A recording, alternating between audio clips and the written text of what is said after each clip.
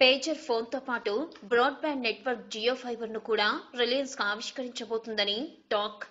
ఈ ప్రకటన కూడా బ్రాడ్బ్యాండ్ ఇండస్ట్రీని షేక్ చేయనుందని తెలుస్తుంది.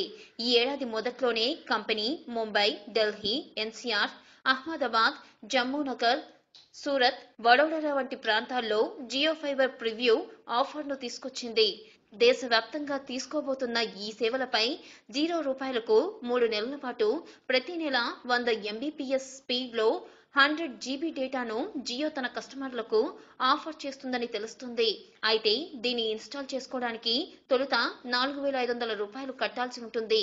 ఈ మొత్తాన్ని కూడా తర్వాత రీఫండ్ చేయనున్నామని కంపెనీ అంతకుముందే క్లారిటీ ఇచ్చేసింది.